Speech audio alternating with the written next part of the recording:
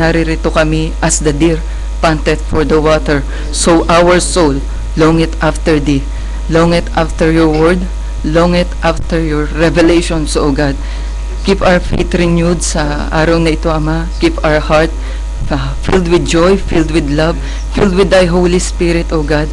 At ang inyong lingkod na ito ay dinadalangin ko at iniaalay sa inyong harapan na maging isang mabuting daluyan ng inyong mga banal na salita, na kahit sa mga maikling mensahe o maikling exhortation lamang na ito, Ama, ay maaari kang magpakita, maaari kang magbigay ng revelations, maaari kang magpalakas ng mga nanghihina, O Ama.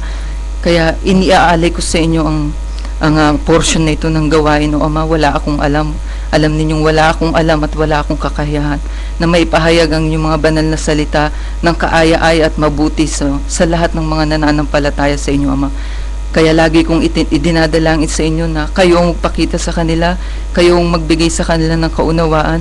Idinadalangin ko ang lahat kong mga kapatid na naririto na pagpalain ninyo ng inyong mga banal na salita.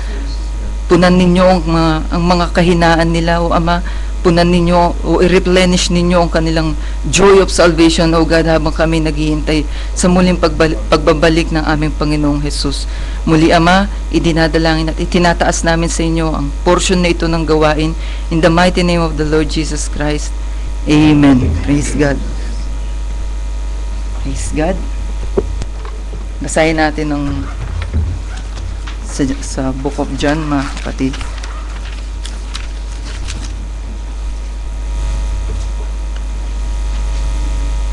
John chapter 16 verse 21.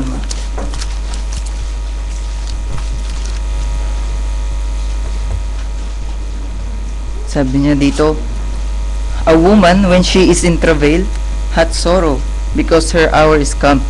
But as soon as she is delivered of the child, she remembereth no more the anguish for joy that a man is born into the world. Ang babae, pagka nanganganak, ay nalulumbay sapagkat dumating ang kanyang oras. Ngunit pagkapanganak niya sa sanggol, ay hindi na niya naalaala ang hirap dahil sa kagalakan sa pagkapanganak sa isang tao sa sanglibutan. Praise the Lord. Makakaupo na kayo, mga kapatid.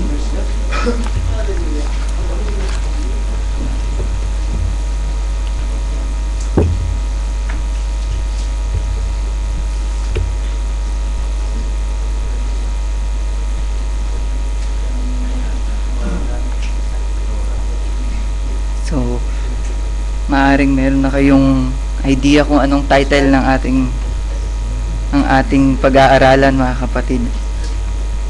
Birth pains. So, sabi nga ng ating kapatid na propeta, ang akala ng marami, pagka naging Kristiyano ka, humihiga ka sa bed of roses. Akala nila pagka naging Kristiyano ka, magiging madali lahat ang buhay. Hindi nila alam, merong birth pains na tinatawag. Merong sakit, mga kapatid. So, sabi nga ng ating propeta, nung ang ating Panginoong Jesus na ito, ang ating Panginoong Jesus ang nagsalita nito, sabi niya, nung kinakausap niya yung mga disciples niya, kung sino man kapag inihalin tulad niya na kung ang babae ay nanganganak, in travail, sabi niya, there is pain, there is distress, sabi niya ganyan. At tunay na ang isang Kristiyano ay dadaan ng pain, dadaan ng distress, anguish, sabi niya ganyan, para magbuhat sa law papuntang grace.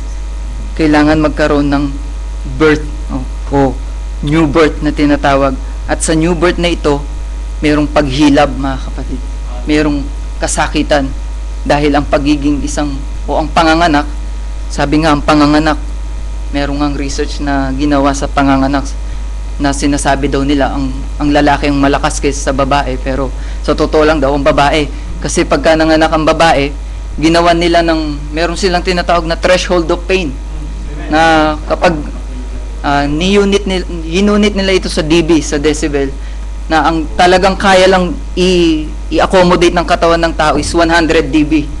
Pero ang babae kapag nanganganak, umabot ng 180 dB yung kanyang sakit na nararamdaman. So, Kung sabihin yung mas malakas ang lalaki, sabi niya, kakamali kayo, pero mas malakas ang lalaki, mga kapatid. Mas malakas ang ang lalaki. Spiritually, physically, mas malakas ang lalaki. Curse kasi yan sa kailangan nilang pagdaanan yan dahil yun ang isinumpa sa kanila ng Diyos nung magkasala ang babae. Pero kung kaya din ng lalaki yun, mga kapatid, hindi ako naniniwalang di kayang i-accommodate ng lalaki yung ganong sakit sapagkat mas malakas tayo. So, kaya masakit, mga kapatid, ang manganak. Masakit ang panganganak, sabi niya, ng ating kapatid na propeta. At sa panganganak, sa natural birth, sabi niya, lagi itong natitipo sa spiritual birth. Sabi nga, lahat ng yung mga naturals is type ng spiritual, shadow ng spiritual, sabi niya. Yung mga nakikita nating natural. Gaya nga ng sabi niya sa 1 John, sabi niya sa 1 John 5:7, there are three that bear record in heaven, sabi niya, the Father, the Word, and the Spirit, and these three are one, sabi niya. Tapos sa verse 8, and there are three that bear record in earth, sabi niya, the water, the blood, and the Spirit, sabi niya. And these three agrees in one. They are not one, mga kapatid, but agrees in one, ang sabi ng ating propeta. Ibig sabihin nito, pwede kang magkaroon ng water without the blood, pwede kang magkaroon ng blood without the life, without the Spirit, sabi niya. So, ang tatlong ito, itinipo niya sa justification, sanctification, and baptism of the Holy Spirit. No? You can be justified without being sanctified.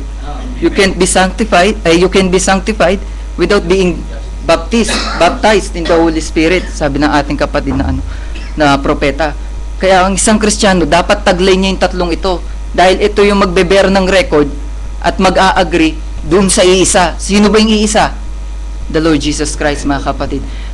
Mag-a-agree sila sa ating Panginoong Jesus, itong tatlong ito. Pero kung justified ka lang, hindi ka makaka-agree sa ating Panginoong Jesus. Mamubuhay ka lang, the just shall live by faith. Doon ka lang mabubuhay. But hindi ka makaka-agree sa mga following level pa na kailangan na ipaglingkod mo sa Diyos. Ngayon, kung na-sanctified ka at nag-stay ka lang doon, hindi ka pa rin makakapag-agree doon sa one, mga kapatid. Amen. Dahil mamumuhay ka lang ng malinis pero hindi mo tatanggapin yung revelation ng ating Panginoon. Pero pag baptize ka ng Holy Spirit, taglay mo yung tatlong ito, then you can agree with that one, mga kapatid. Mag-a-agree ka sa lahat ng sasabihin niya, mag-a-agree ka sa lahat ng i-reveal niya sa'yo. Hindi ka kukontra, magkakaroon ka ng mapagpakumbabang puso, hindi ka magbibigay ng mga opinion o hindi ka hahanap ng mali, kundi tama lagi yung hahanapin mo, sapagkat nag-a-agree ka dun sa iisa, mga kapatid. Kaya nga, sabi ng ating kapatid na propeta, yung mga foolish virgins, sabi niya, they did not accept the salvation in its fullness, sabi niya.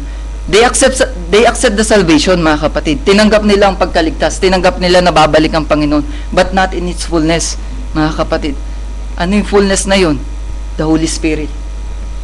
Yung capstone na magsisil, sabi nga ng ating propeta, yung capstone, yung Holy Spirit, no? Siya yung magsisil ng lahat ng ito sa iyo. Yung seven na stature of a perfect man, siya yung magsisil, siya yung magtatatak ng lahat ng ito. Kaya lahat ng ito makikita sa isang Kristiyano. At ang lahat ng ito, hanggang sa pagdating ng Panginoon, makikita sa isang tunay na Kristiyano. Sapagkat selyado ka, mga kapatid. You are sealed by His Spirit. Kaya yung mga foolish virgins, sabi nila, hanggang dun lang sila sa sanctification, sabi ng ating kapatid. They did not receive the Holy Spirit because they rejected it. Hindi nila ito tinanggap. Sabi kasi ng ating kapatid, because they have their pride of life. Sabi nga ng ating Panginoong Jesus, sabi niya sa 1 John, sabi ng, hindi ako nagkakamali, 2:15, no? Sabi niya, if you love the things of the world, sabi niya, the love of the Father is not in you, sabi niya. And these are the things of the world, sabi niya, lust of the eyes, lust of the flesh, and pride of life. No? Kung meron ka sa mga tatlong ito, the love of God is not in you, the Holy Spirit is not in you. So kung meron kang mapagmataas na puso, kaya nga laging ibinibigay sa atin ng Diyos yung makapagpakumbabang puso dahil maaaring may gamitin ang Diyos na mas mababa o mas late na nakakilala sa pananampalatayang ito, no? May itetest ng Diyos kung merong yung mga matatanda sa pananampalataya, itetest ng Diyos kung merong silang pakumbabang puso. Ngayon, kung nung hindi niya tinatanggap yon, then he has the pride of life, mga kapatid. Meron siyang pride sa kanya. Sabi nga ng ating pastor, ngayon ka pa lang, ako yung aaralan mo. Diba? So, nagkakaroon ng mga ganong pag-iisip, mga kapatid. So, sabi nga ng ating kapatid, sa una, ang lalabas, tubig. Diba? Yung panubigan ng babae, mababasag, sabi niya. Kaya kapag ka nabasag na yung panubigan, kailangan na ilabas ng bata kasi madedehydrate siya sa loob. So, tubig. Pangalawa, dugo. No? Dugo yung lalabas sa babae. At pangatlo, buhay. Yung baby, sabi niya. At kapag ka lumabas yung baby, sabi niya, hindi naman agad buhay yan, sabi niya. You need to spank him, sabi niya. Kailangan mo siyang paluin. Kailangan niya makaramdam ng sakit. Kailangan niyang umiyak. Kailangan niyang huminga para matanggap niya yung buhay. At kapag ka pinalo mo ng pinalo yan, hindi yan umiyak, sabi niya, then he is dead. Sabi niya. Ganun din sa mga, sabi nga, sa foolish virgin, mga kapatid. No? Lumabas yung tubig, they are justified. Lumabas, they are sanctified, nilinis sila, malinis silang namumuhay. No? Lumabas yung blood, but they are dead, mga kapatid. Dahil kakapalo ng Diyos sa kanila, hindi sila, ayaw nilang umiyak, ayaw nilang huminga ng buhay, ayaw nilang huminga. No? Sabi nga ng isang preacher dun sa naalala ko, sabi niya, ang Diyos, sabi niya, pagdating sa kalikasan, isang salita niya lang, humuhupa. Ang Diyos, sabi niya, isang salita niya lang sa masasamang spirito, kay Satanas, tumatalima sila. Pero pagdating sa tao, sabi niya, kung napapaus ang Diyos, paus na siya, baka wala na siyang boses sa kasusuway sa tao, hindi pa rin tumatalima ang tao. No? Ibig sabihin, mas masama ka pa sa mga demonyo. No? Ganyan ang tao, mga kapatid, kahit anong palo ng gawin ng Diyos, kahit anong pangaral ang gawin ng Diyos, ayaw sumunod. Kaya nga sabi ng Panginoon, kapag ka narinig yun ay salita ko, harden not your heart.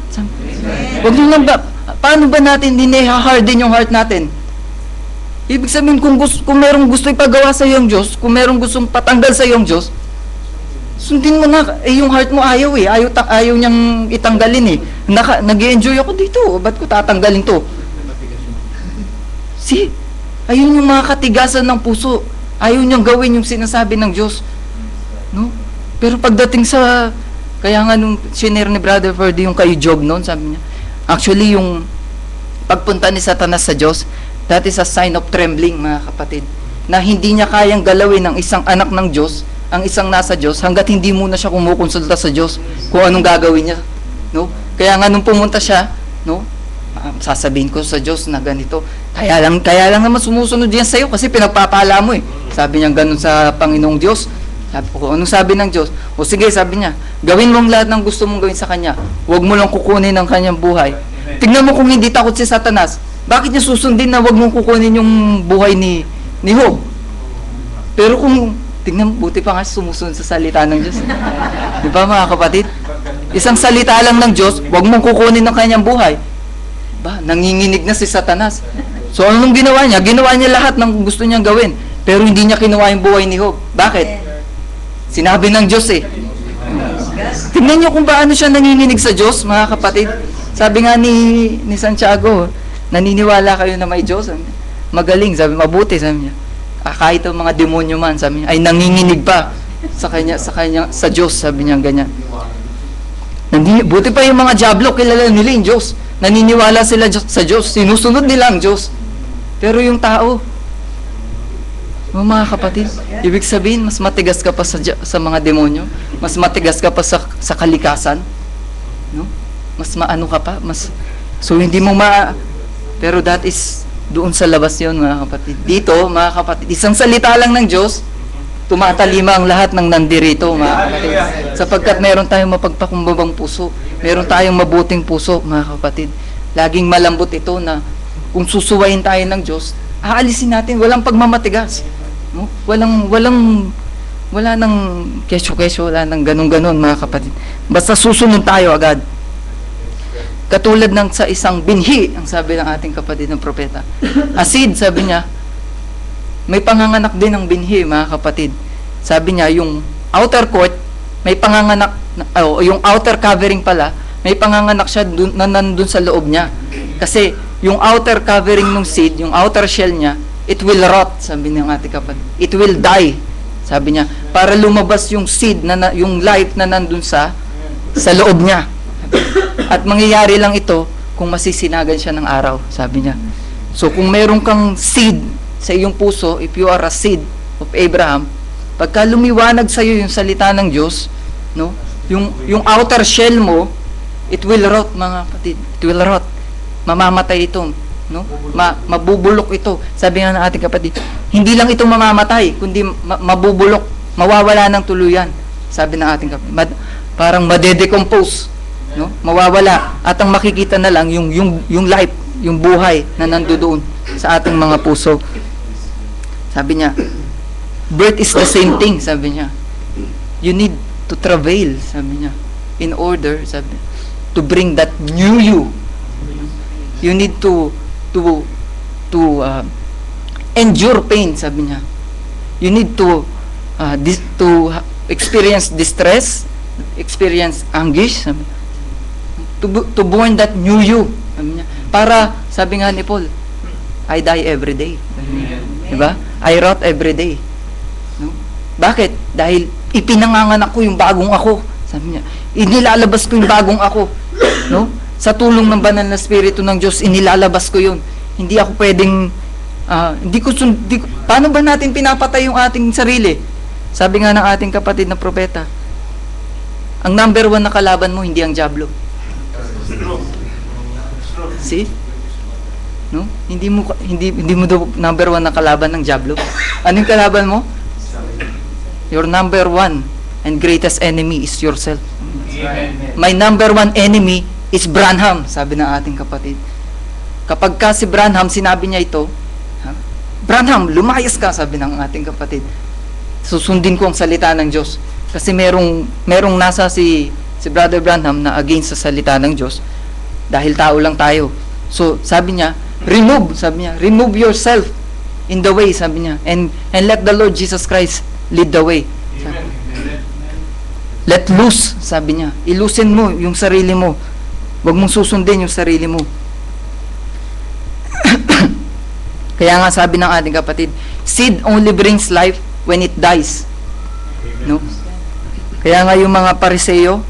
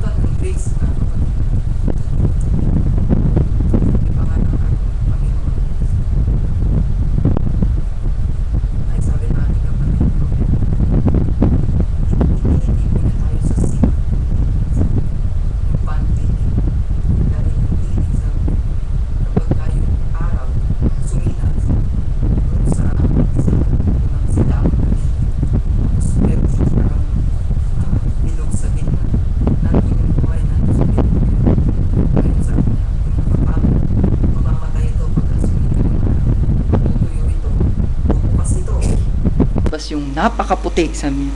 Napakaputi, sabi nga niya, halos wala ka nang makitang kagaya ng lili.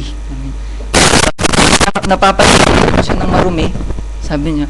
Pero nananatili yung kalinisan niya, nananatili yung kaputian niya, yung kadalisayan niya, nananatili, sabi ng ating kapatid.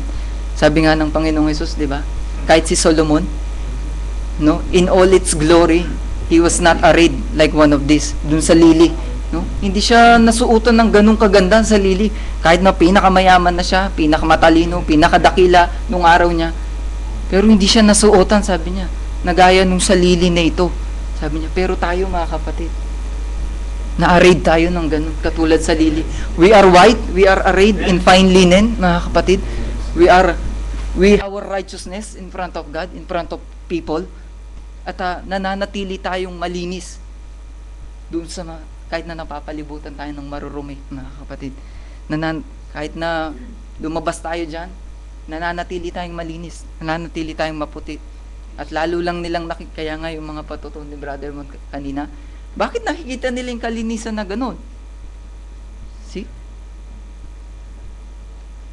Buti pa sila, pinamumuhay nila yung religion nila. Sabi, ibang-iba yung mga sisters. Sabi, ganyan ang mga na-born again na babae, mga kapatid. Sabi nga, nung unang panahon, kapag yung babae lumabas ng sobrang ikli ng short, sabi niya, uhuli niya ng mga pulis.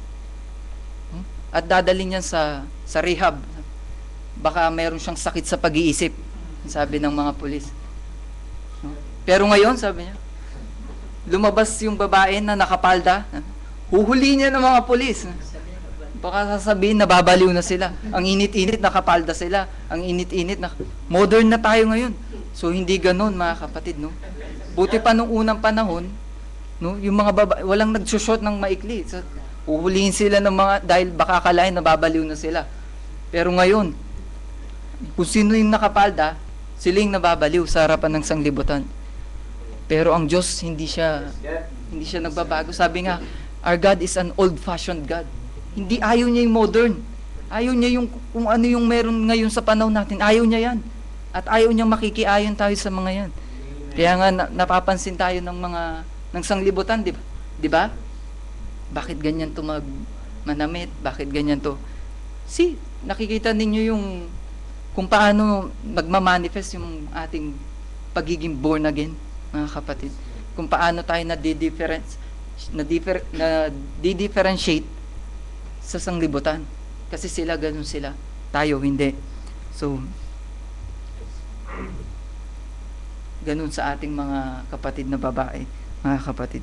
Dapat manatili sila sa ganung kaayusan, sa ganung arrangement ng kanilang pananamit.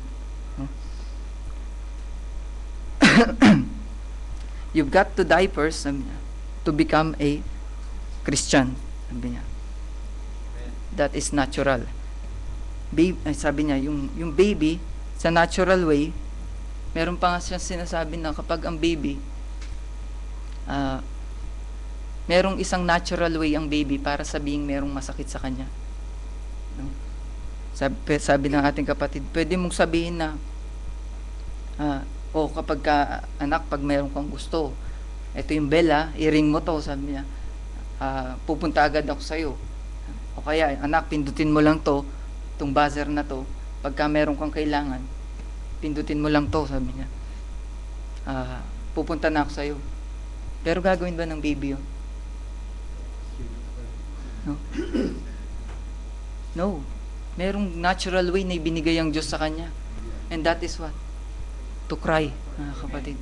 Pag meron siyang kailangan, he will cry or she will cry. Pag meron masakit sa kanya, she will cry or he will cry. Pag may kailangan tayo sa Diyos, we will cry to Him. Kung meron masakit sa atin, we will cry to Him, mga kapatid. At sinong magulang na kapag ka umiiyak yung kanyang anak, hayaan mo, bahala ka dyan. Merong mga ganong magulang, no? Hindi magulang ang tawag sa ganon, mga kapatid, no? Pero kapag ka narinig ng magulang yung mga anak niya, nakikita ko nga si Sister Amet dito, pagka umiyak si Sam, aba, ang bilis niyan, hindi mo mahahabol yan. Dahil talagang titignan niya kung ano nangyayari sa anak niya. Bakit? Ayun ang magulang mga kapatid. Yun ang pagmamahal ng magulang sa kanyang anak na hanggat maaari. Ayaw niyang naririnig na umiiyak yung kanyang anak. How much more sa ating magulang na nasa langit? No? Pagka iniyak natin sa kanya yung masakit sa atin, yung baby kasi hindi naman nagsasalita yan kung anong masakit Umiiyak lang yan. O, kung umiyak tayo sa Diyos, may masakit sa atin, may karamdaman tayo o may nagpapahirap sa puso natin, iiyak lang natin sa Kanya. At sobrang bilis pa ng Diyos, mabilis pa ang Diyos sa kidlat para mag-respond sa iyo dahil anak ka niya, mga kapatid. He loves you and He cares for you. Sabi ni Peter, di ba? Cast your burden upon Him, for He careth for you. Sabi ni Peter. Kaya, pero bago maging ganun, ang sabi ng ating propeta, you must die first. At yun yung pinakamahirap gawin sa parte ng isang Kristiyano.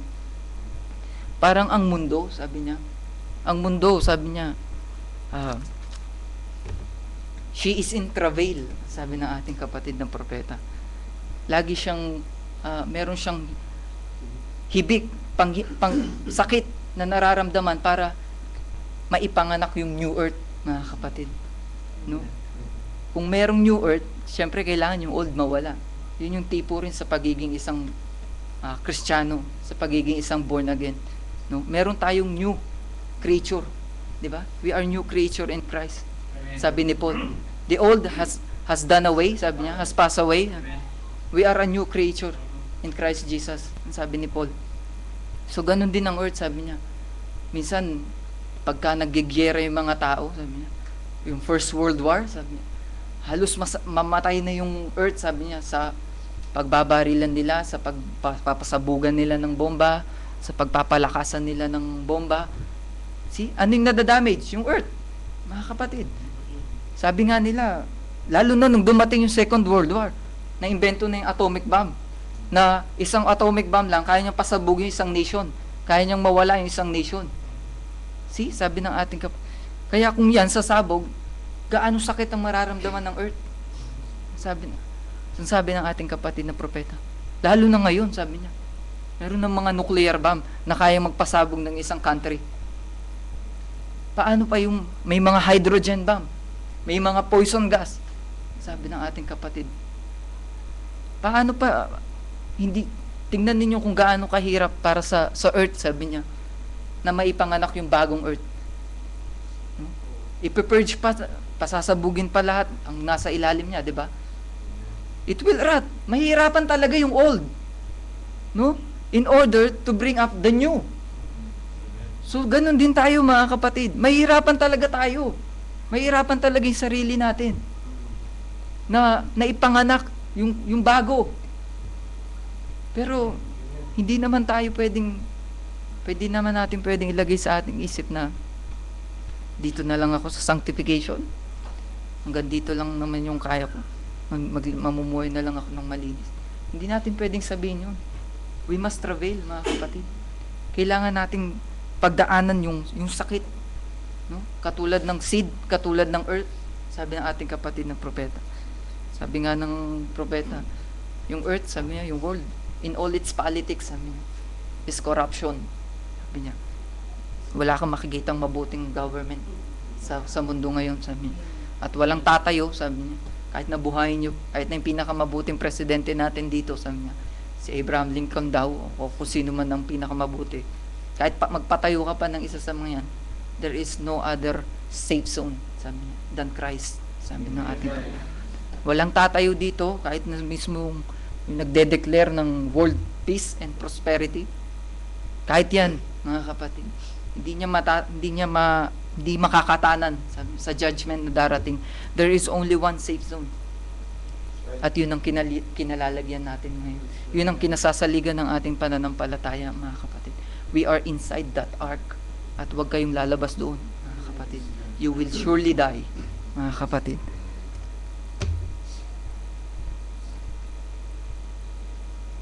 There's only one thing can help the earth, sabi ng ating kapatid. And that is her creator. No? Yung nag-create sa kanya. Alam niyo ba, umiiyak din ang earth, sabi niya. Lahat, sabi niya, kahit yung nature, umiiyak.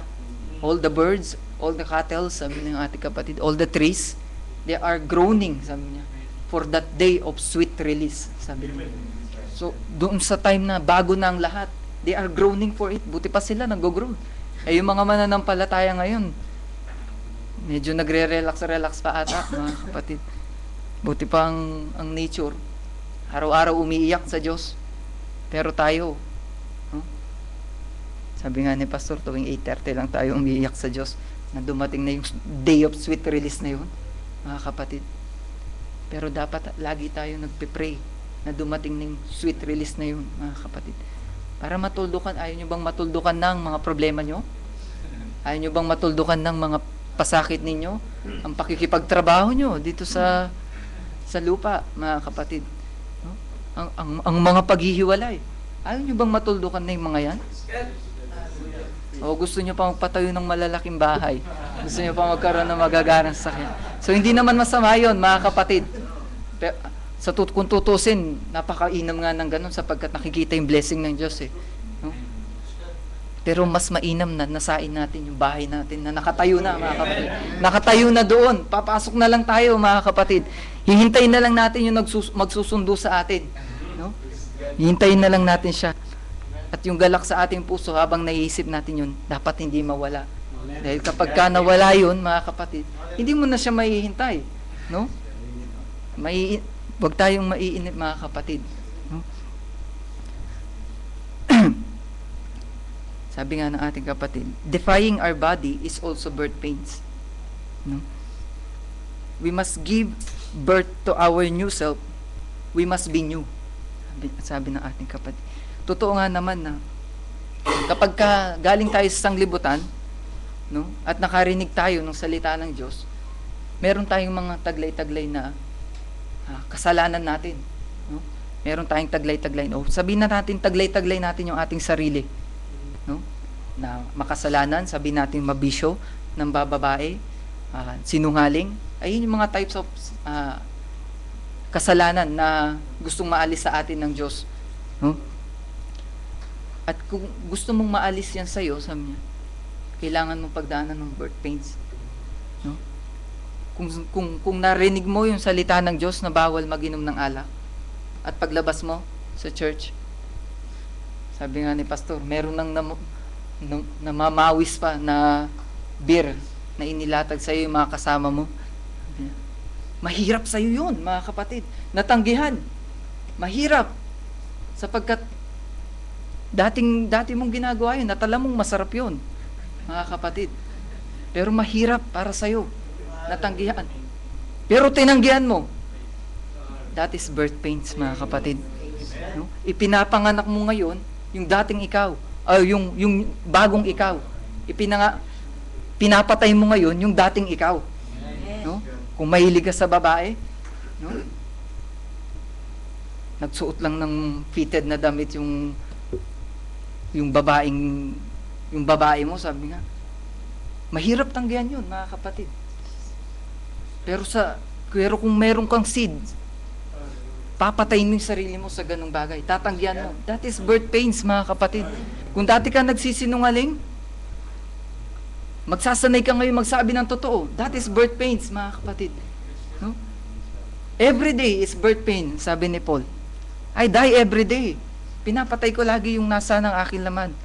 Pinapatay ko lagi si Paul, si Saul. Pinapatay ko lagi si Saul at lagi kong binubuhay si Paul. Mga kapatid. So, ganun din tayo, mga kapatid. Lagi mo yung patayin ng ating sarili. We are always, every day, we are travailing. Hindi ba kayo nakakaramdam yan, mga kapatid? Imposibleng hindi natin maramdaman yan. Bilang isang Kristiyano, mararamdaman mo yan. Na meron kang dating gustong gawin, no? Pero, dahil naaalala mo yung salita ng Diyos, ayaw mong gawin. Pero, sige, sinong meron sa puso na galak pagka hindi niya nagagawa yung gusto niya? Ang sakit, di ba? Ang hirap, halos hindi mo masunod ang salita ng Diyos. Pero kailangan mong ipanganak mga kapatid. Kailangan mong maghirap. Kailangan mong daanan yung part na yun. Dahil kung hindi mo dadaanan yun, hindi mo mailalabas yung nasa loob mo. Tandaan ninyo, ang banal na spirito ang magpapanganak sa atin. Pero kung ayaw natin, hindi niya tayo papanganak, mga kapatid. At gusto ng banal na spirito, sabi nga ng ating kapatid na propeta, yung Holy Spirit, mas excited pa siya sa'yo na ma-born again ka. Kung ikaw, sabi niya, hinahangad mo ang Holy Spirit, ang Holy Spirit mas excited pa sa'yo na ma-born again ka, nalukuban ka niya, naselyuhan ka niya. Mas excited pa siya sa'yo. Kaya kung hinahangad natin yung Holy Spirit, mga kapatid, kailangan gampanin natin yung kanyang mga yung kanyang mga salita, yung kanyang pagtuturo. No? Sabi nga, nandito na tayo sa katotohanan eh. Sasayangin mo pa ba? Nasa katotohanan ka na nga. Sabi nga, nasa parameter na nga. Lalabas ka pa ba doon? Na kung saan sabi ng Diyos, pagka lumabas ka doon, mamamatay ka. Kahit hayop nga, mamamatay. Doon sa going beyond the camp na isinet ng Diyos. Tayo rin. Pagka lumabas tayo doon sa camp na yun, ano ba yung camp na yun? Ito, mga kapatid. The Word of God. This is our parameter. Pagka lumabas ka dito, you will surely die. Mamamatay ka, mapapahamak ka. Kung noon physical, ngayon hindi. Hindi ka, buti nga kung physical na lang, spiritual hindi. Pero ngayon mamamatay ka spiritually pagka lumabas ka dito. Kaya lagi dapat tayong nandito sa loob ng salita ng Diyos, sa loob ng ark. Kaya dapat natin pilitin na ipanganak yung bagong tayo sapagkat yung old us have no place in the new earth, mga kapatid. Yung new us, yun yung may place dun sa new earth na darating. Doon sa ipinangako ng Diyos na, di ba sa Revelation 21? No? Wala. Nakita ni John yung new earth and new heaven. Everything, sabi niya, became new. Bakit? Kasi pati yung mga titira doon bago eh. No? New rin tayo, natitira doon. Mga bago tayo, mga kapatid. Bagong nilalang sa salita ng Diyos. Sabi nga ng ating kapatid na propeta, it's okay to fail sometimes, sabi niya.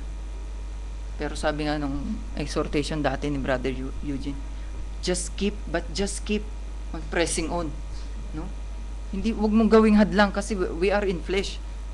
Okay, we fail sometimes, but not every time, mga kapatid. Ibang usapan ng every time. No? Ibig sabihin ng every time, willing ka na. Willfully na yun. Gustong-gusto mo na yun. Pero yung sometimes lang, minsan nakaka-slip lang, minsan. Dala na lang ng ating, kaya nga pinapahibig tayo na tanggalin na tayo sa corrupt na katawang ito eh.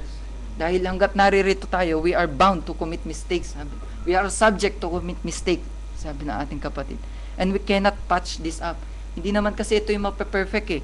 Yung inner man natin, yung new tayo, yun ang ipe-perfect ng Diyos. Kasi ito wala naman itong bahagi eh, sa kaharian ng langit. Flesh and blood cannot inherit the kingdom of heaven. No? Hindi tayo makakapasok doon. So, keep on pressing on. Sabi nga ng ating kapatid nung nag-exhort siya. Kahit na ano pang ilagay sa atin ng diablo, keep on pressing on. No? When you hear the word of God, ito nga yung sabi kanina, harden not your hearts. Sabi niya. Sabi nga niya, hearing the word of God, sabi niya, is already a sign that you must labor. Di ba ang babaeng buntis nagle-labor yan? Para lumabas yung para lumabas na yung kanyang baby. Tayo rin. At yung labor, tanungin yung mga sister, mahirap. No? Doon pa lang sa labor wala pa yung panganganak doon, mga kapatid. Iba pa yung panganganak. So, kapag ka narinig mo na yung salita ng Diyos, that is already labor. Kailangan mong magtrabaho. No? At kailangan mong maipanganak yung bagong ikaw. Mga kapatid, hindi pwedeng hindi mo ipapanganak yun. Dahil kapag ka nanatili ka dito, mga kapatid, masasama ka sa mga foolish virgin. No? Baka hindi ka pa naboborn again. Baka hanggang doon lang tayo sa sanctification. Namumuhay lang tayo ng malinis. No? O mas nakakaawa naman kung papunta ka pa lang sa justification. Hindi pwedeng maging ganun, mga kapatid. Sabi nga ng ating propeta,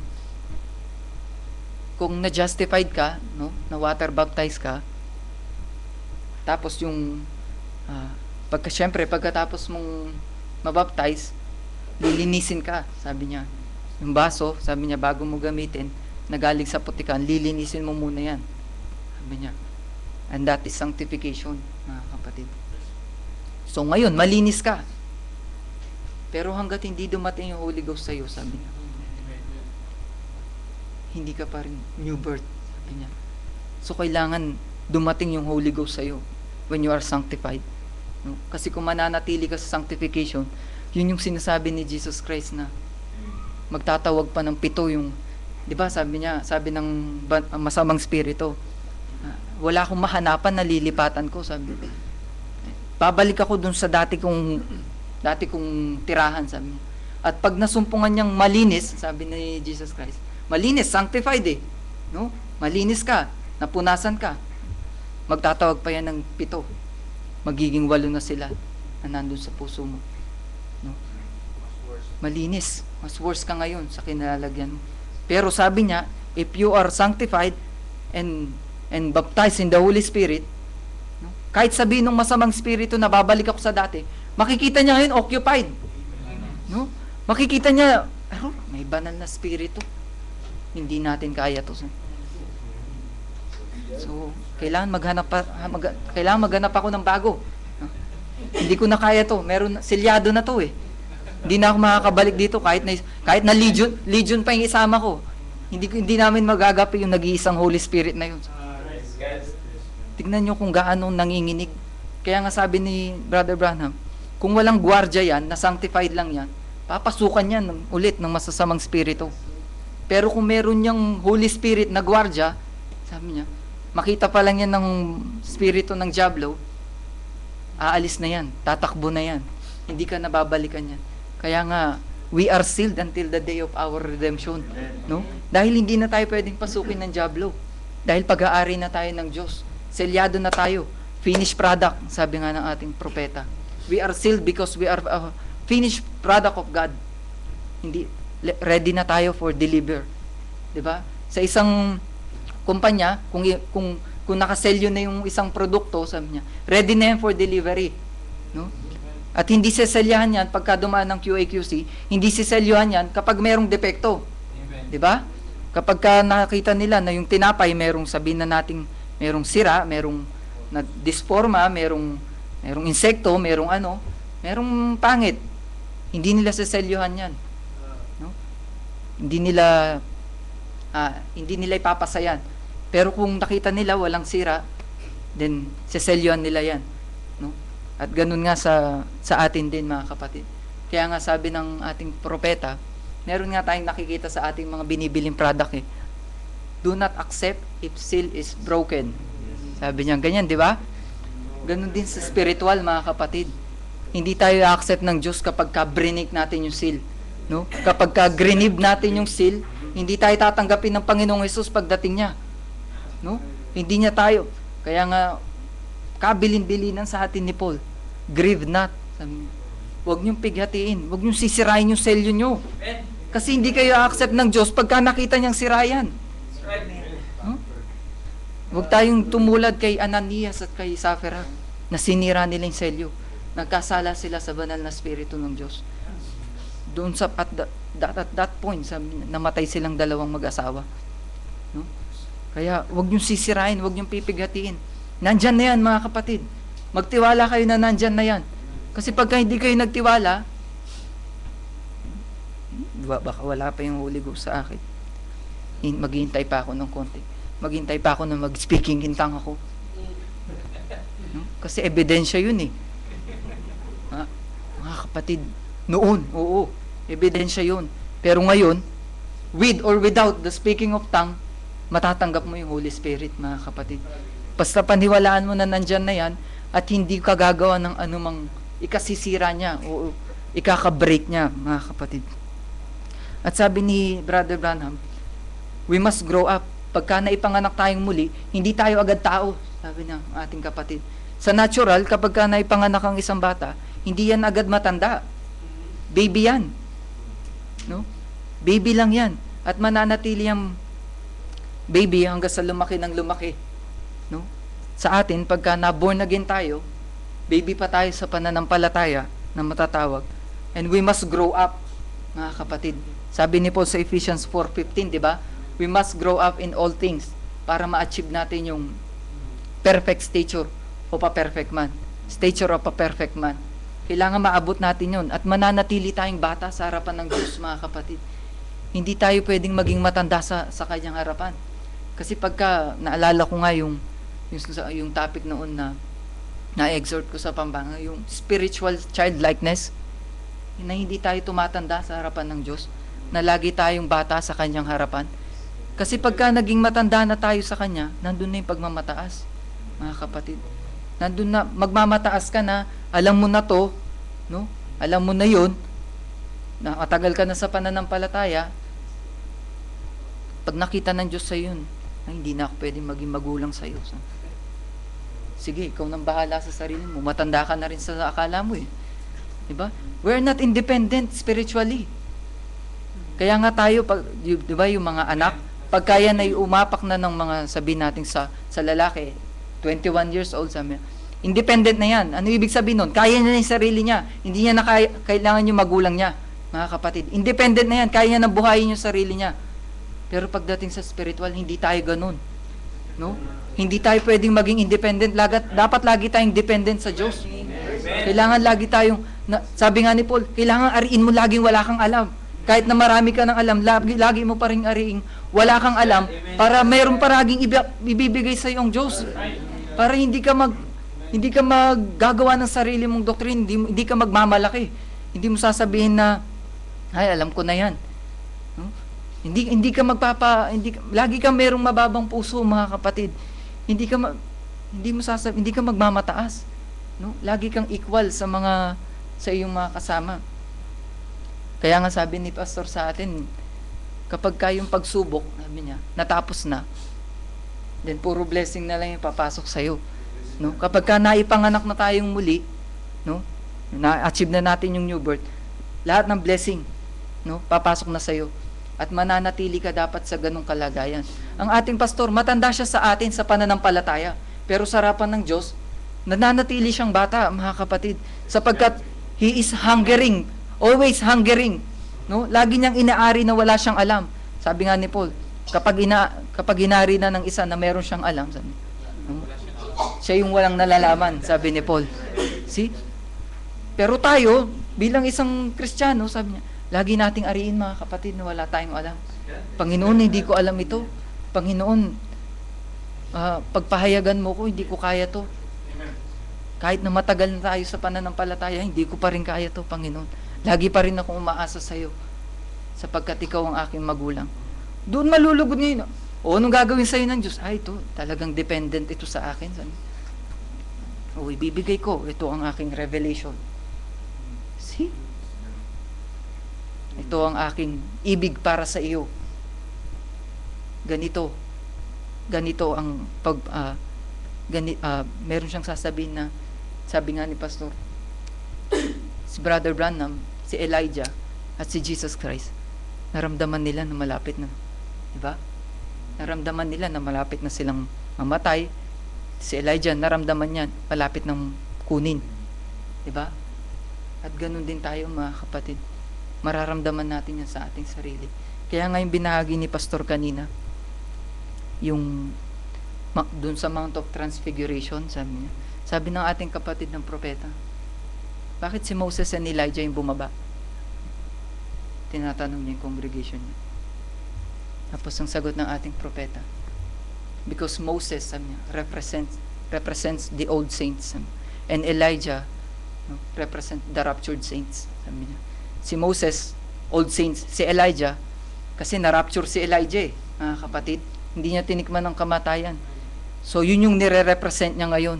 At yun yung magiging ministry ng ating Panginoong Jesus. No? Kaya silang dalawa yung pinababa ng Diyos.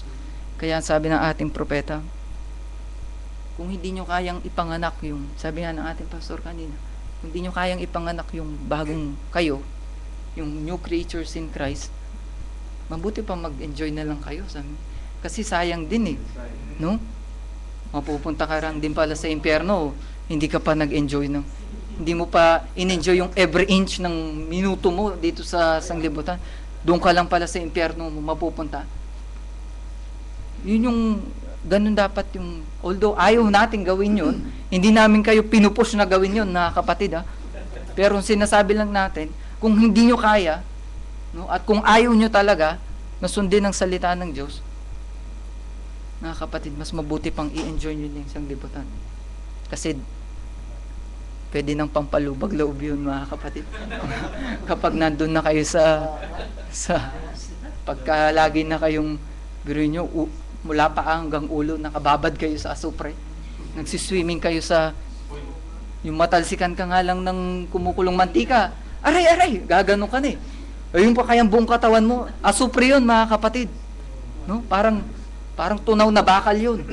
Ibababad ka dun at yung katawan mo hindi namamatay. No? Paano ka tatagal sa ganun? Kahit na may katapusan yun, sabi ng ating kapatid, it may be trillions of years. Sabi niya, bago matapos ang ang lake of fire na yun. No? Sabi nga ng ilan, pagka napunta ka sa impyerno, sa lake of fire, sabi niya, pahihirapan ka ng Diablo, pahirapan ka ni Satanas. Sabi ko, bakit sila pahirapan? Mismong si Satanas naghihirap din. Sabi ko, bakit sila pahirapan ng mga masasamang espiritu? Pati sila sinusunog. Pati sila mahihirapan. Sabi nung isang Korean girl na Catholic na nakapanaginip daw siya na napunta siya sa impyerno. At pinakita niya doon na yung mga demonyo na may pakpak, pinapatay nila yung mga yung mga tao na nagkasala sa harapan ng Diyos. Paano mangyayari yun? Pati sila pinahihirapan. Doon lang malalaman mo na yung vision na yun na hindi galing sa Diyos, mga kapatid. Doon maganda yung thought niya na kailangan bumalik kay Jesus Christ. Pero bandang huli, i-introduce niya rin sa yung Trinity.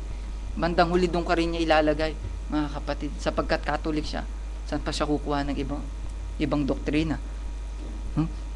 Kaya, ang sabi ng ating Panginoong Jesus, drinking the water, sabi ng ating Panginoong, malapit na mga kapatid, konti na lang. Nung kausap niya yung Samaritan woman, sabi niya,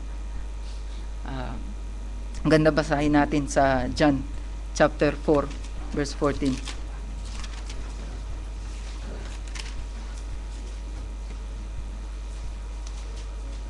Sabi na ng ating Panginoong Jesus, no?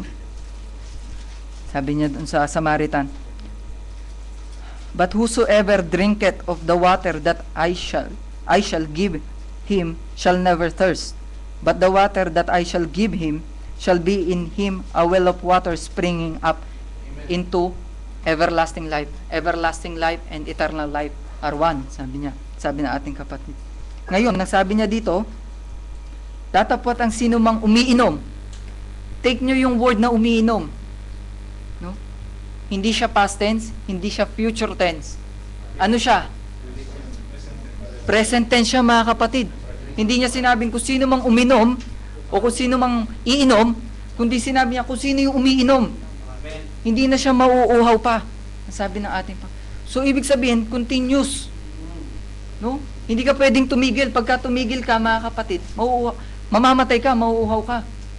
Kaya dapat continuous tayo sa pag-inom. Kahit sa natural, ganun eh.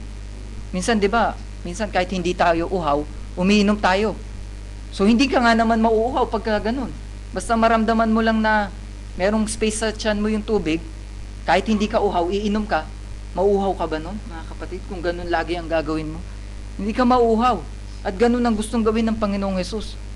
No? Lagi tayong uminom sa kanyang mga banal na salita. Lagi tayong uminom sa kanyang, dito sa well of life na sinasabi niya. And that is Him, mga kapatid. Diba? Pinapainom niya sa atin yung kanyang dugo, which is His Word. Kaya nga sabi, the Spirit of the Holy Ghost, sabi niya, that's the Holy Spirit, the evidence of the Holy Spirit.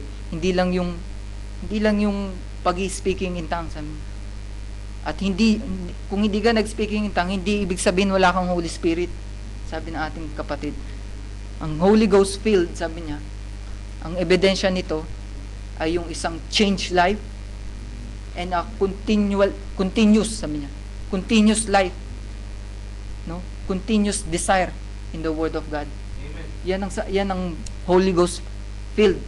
Na bawat araw, ang dinidesire niya agad ang salita ng Diyos. Bawat araw, dinidesire niya yung revelation ng Diyos. Bawat araw, dinidesire niya yung gawa ng Diyos, mga kapatid. Bawat araw, pinapatay niya yung kanyang sarili. Kaya nga sabi ni Paul, sa 1 Corinthians 8:2, sabi niya, Always put on the Lord Jesus Christ, mga kapatid. Lagi nyo siyang isuot. Lagi nyo siyang, don't put down the bar. Sabi nga ng ating propeta. Lagi nyo isuot yung garment nyo, mga kapatid. Yung pagiging fine linen. Lagi nyo isuot yan. Yung righteousness of the saints. Lagi nating isuot ito, mga kapatid. Lagi nyo isuot. Kapag lagi nyo suot ang salita ng Diyos, lagi nyo suot si Kristo, then you are indeed a new creation. New creature of Christ, mga kapatid. So let us stand, mga kapatid. Yes,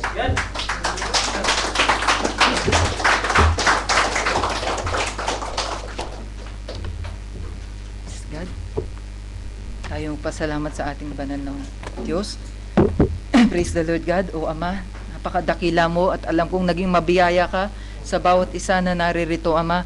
I know na dito pa lang sa exhortation na ito, bagamat hindi ito ang message, bagamat hindi ito ang talagang masasabi naming main course, o Ama, naging appetizer hunawa ito sa aking mga kapatid spiritually, naging pampagana hunawa ito, at naibsan nawa ang kanilang mga kagutuman, o Ama, pagdating sa inyong mga banal na salita, at naway magpatuloy ang ganito sa amin, o Ama, ang pagpapakumbaba sa inyo, o Ama. Wala nawang isa sa amin ang maging mapagmataas na nagiging, minsan po ang tao ay nagiging mapagmataas na kapag marami ng nalalaman. Ngunit Ama, ibigay niyo sa amin ang pusong mapagpakumbaba na kahit nakakaalam kami ng marami ay angkinin pa rin namin na wala kaming alam, sapagkat kapag kainangkin namin meron kaming alam, o Ama, hindi na kayo makakakilos sa amin. Kaya Ama, lagi niyo kaming ilagay doon sa mapagpakumbaba ang puso. Lagi niyo kaming bigyan, o Ama, ng pag-iisip na pagiging dependent lamang sa inyo, yung obedience namin sa inyo hindi nawawala, o Ama. Sa ganun ay makakakilos kayo parati sa amin hanggang sa inyong muling pagbabalik. Muli kong itinataas pa ang gawaing ito, Ama. Kayo ang magpala sa bawat isa ng mga pagpapalang makalangit, o Diyos. Punuin ninyo ang bawat isa sa amin at sawayin ninyo lagi, alisin ninyo sa aming harapan ng kaaway, o Ama. Ito lamang po ang aming samo at panalangin. Sa inyo lamang namin ibinabalik, o Ama, ang pinakamataas na kapurihan, kaluwalhatian, karangalan, kadakilaan, kapangyarihan, o Ama. In the name of the Lord Jesus Christ. Amen. Praise God.